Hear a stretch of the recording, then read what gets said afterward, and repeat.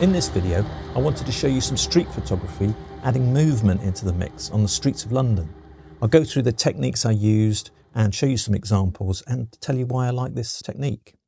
I was actually in London for the Fujifilm X Summit breakfast event at the House of Photography in Covent Garden. They were showing the presentation that launched the new Fujifilm GFX 100 RF, I think it is, which is an amazing camera. We got to pick it up and take a few pictures with it and generally feel what it was all about. And it's a medium format point and shoot camera, like a slightly larger version of the X100 VI.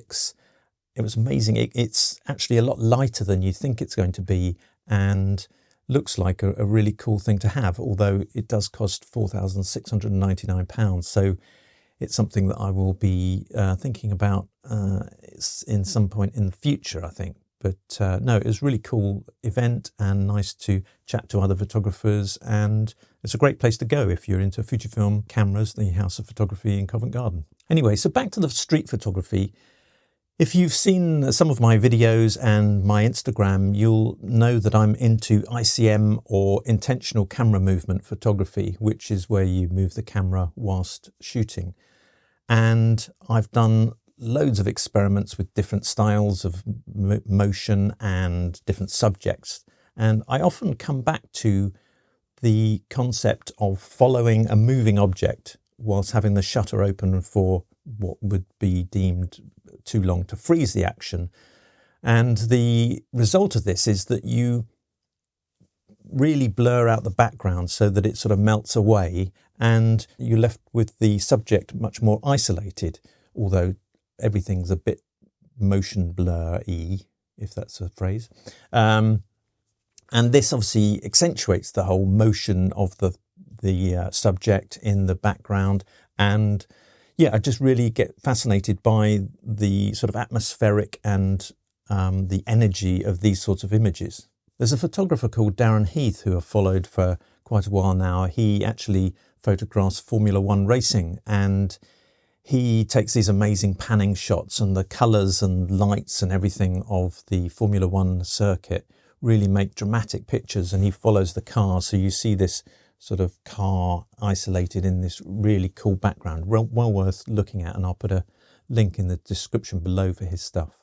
And looking at his shots, I was really inspired to try this sort of thing, and I've used it following cyclists and cars and various other objects. But following people on the streets is really interesting to me, because you get lots of different movement within, as well as the general sort of proceeding in one direction. You get people's legs moving, and often you get strange sort of circles where their feet are and all that sort of thing. So I just really love the patterns and the textures created by it. So on this particular day, I used the Fujifilm X-T5 with the Sigma 56 1.4 lens. And to the front, I fitted I actually have a 72mm ND filter, which is the Hoya Pro ND 200, and that reduces the light by a factor of 7 2/3 stops. So that's what an ND filter does. So this is quite a dark one, which gives me the option of opening the shutter and having a longer shutter speed. So I whacked one of those on, but I used a couple of step-up rings to get to because this is a 55mm filter thread. So I've got a 55 to 62 and then a 62 to 72. So it's quite a good thing to have a few of these step-up rings, because you can adapt one filter to several different lenses without having to buy a new filter every time. So well worth having a look at a few of these. I had my X-T5 set at its native lowest ISO of 125 so that the images would come out as clean as possible, and the shutter speed I set to 1 second, which I felt was a good sort of compromise in terms of it gave me enough time to pan the camera and get some decent blur and motion, but it wasn't too long where I sort of lost it and just created a mess So I felt that 1 second, I mean, anywhere between probably half a second and 1 second for this sort of thing would be a good bet, I think. And then I was using the aperture to correct the exposure so that the shots came out as I wanted to. So the day was slightly changeable, the sun kept going in and out, and also the backgrounds that I was shooting against were varying different sort of brightnesses, some light coloured buildings and then darker sections. So I ended up changing my aperture between about 5.6 and 10 in the photos I'm going to show you in a little while. So yeah, that was just done on the fly. This particular lens hasn't got an aperture ring, so I was just using the front dial to just sort of, as I looked at I was about to shoot, I would just look at the image on the camera and make a decision and do something, and then off I went. I had the camera set to continuous shooting, so as I saw a subject, I would look at the subject, sort of frame them up, and then just hold down the shutter button and pan along with them as they walked. It would be quite useful having this swivel chair, actually.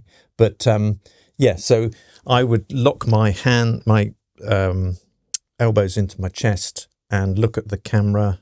I would tilt the screen, look at the camera, and sort of make a line with myself and the camera and the lens with my subject, and just try using, it's sort of like peripheral vision. I'd look somewhere in the middle and have the subject in one part and the camera in the other, and try and sort of lock them together and move with the subject as I held the shutter down. Obviously every second I would get a new picture. It was all handheld, so I had IBIS on because I felt that it would sort of smooth out any ups and downs that I might do. So that's another thing, trying to hold the camera exactly horizontal and keep it horizontal. So that was something that I was trying to do. I did try a few where I would put the camera to my eye and keep my exposed eye, as it were, open so that I could follow the subject, because obviously when I pressed the shutter, the EVF went dark. And that's another way of doing it. And obviously you can sort of secure the camera to your face and keep it steady that way. I used manual focus to pre-focus the camera on the plane of where the people were walking that I wanted to follow. And given that this was the 55 or 56 millimeter on an APS-C camera, which is about 85 millimeters on a full frame, I was quite a way away from the subject, so basically the other side of the road. And I would use focus peaking to just focus on that plane, as I said, where the people were walking. And then the cool thing was that vehicles and buses, obviously in London you have the red buses, and other people on this pavement would walk in front of me. And all of that sort of thing added to the texture and the sense of movement and the energy that I wanted to create. So it was actually quite interesting having things coming in between myself and the subject. And also it's amazing how, if you're following a subject which is behind things and the other things are passing by, how if you actually keep following the subject, it still picks out the subject. It's like the other things sort of disappear. So that's all pretty cool, really. It always takes a while to get into the zone with these things. I think it's almost like finding the speed or the tempo of stuff. And so the first few images I took were not the best, and then I seemed to get into a bit more of a zone, as it were. So it's well worth sort of persevering with this thing. And if you take one or two images and they look rubbish, it's often that you haven't really zoned into exactly how, because it's quite tricky to move your camera and keep it in line with a moving subject. And obviously everybody's moving at different speeds, so you have to try and really anticipate the speed that people are going at. And so it's sort of a thing that you have to do for quite a few minutes, I think, before you sort of get into the actual zone.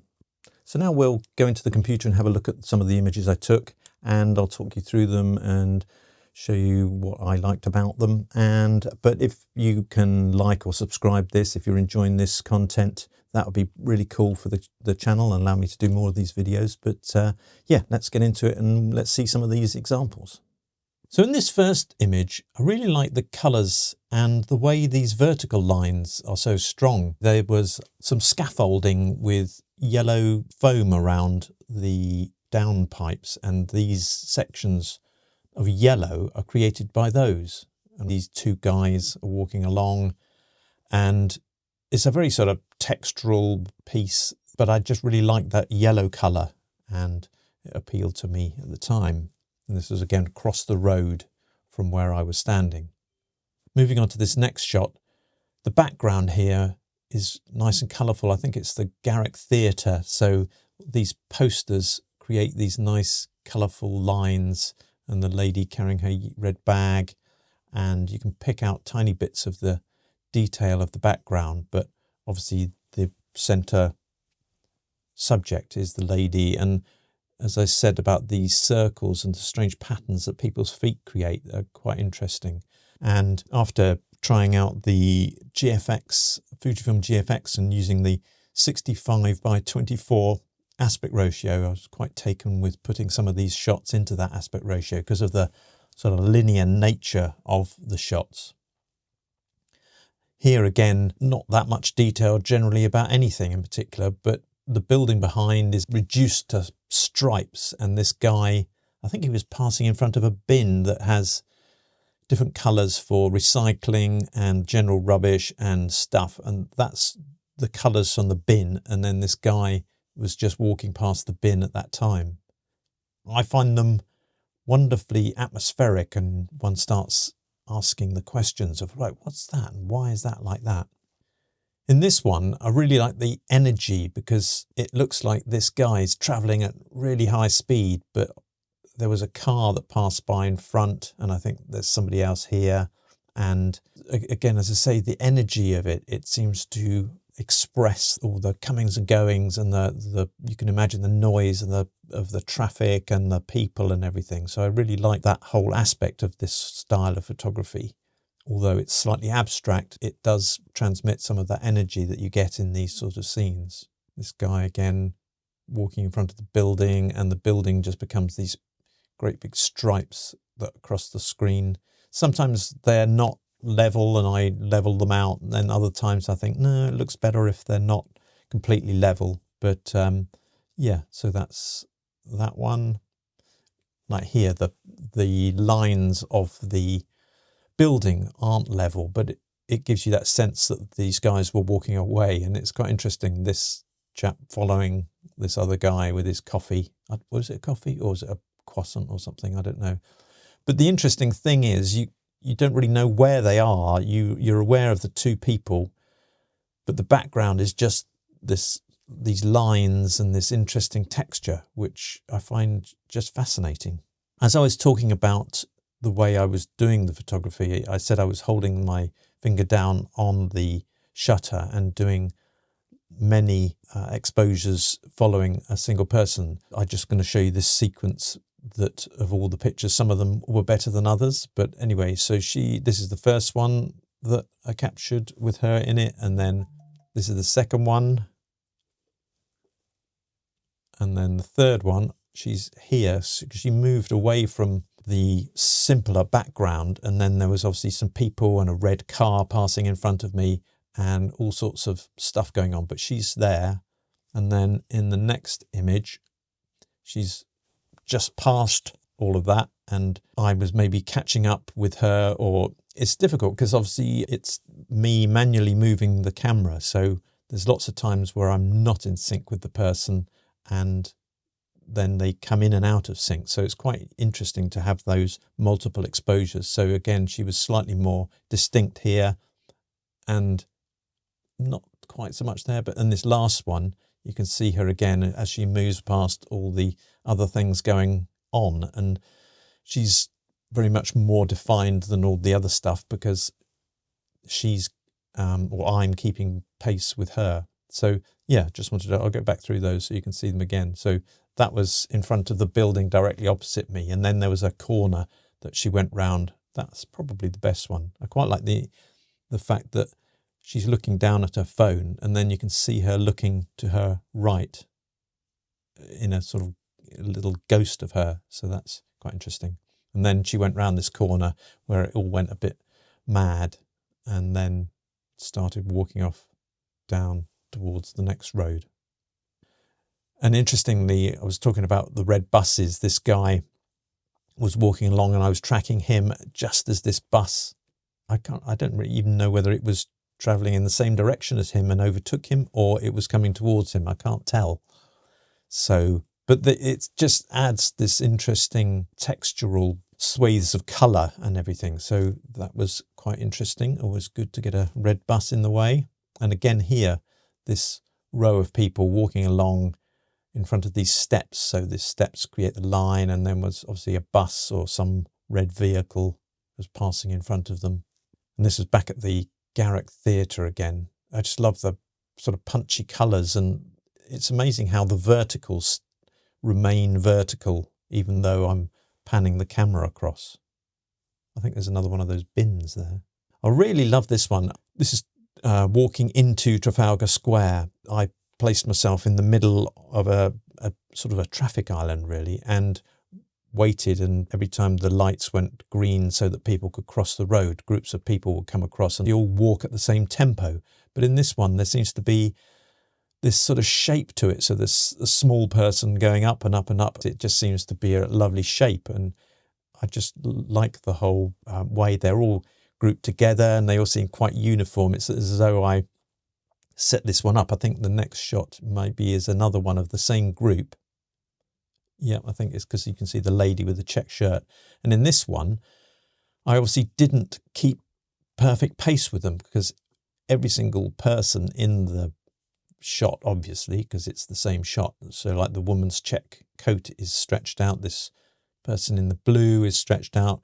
And it's quite interesting to see that blurring of each person and the separate views. And obviously some people are walking faster than others and get more blurred than others. So that was quite interesting. I really like this one. This is one of the classic results that I really like, where this guy's just been singled out and you're not really aware of what environment he's in, but he is obviously the subject of the photo in this very abstract world. So I really like this one. And often you don't get many that you feel are really good. I feel that one is really good. I really like this one. It's all of the complexity of the situation goes away and it's quite a simple shot in the end. This one I really like, and managed to capture them in the middle, and she's got this cool blue hair, and again the background has just been reduced to these lines and you can just get a sense of them travelling forward and obviously carrying their important coffee. Looks like a Pret-a-Manger coffee, possibly. Don't know. Who knows? And there you go. Those were the ones that I managed to capture from that experimental day. As I say, that one I really love, and that one I really like as well. So there you go. So I hope you've enjoyed this exploration of street photography plus movement.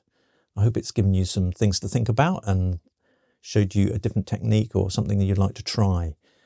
So if you can click the like button or subscribe, I'd be very grateful, and hopefully I can see you back here again soon.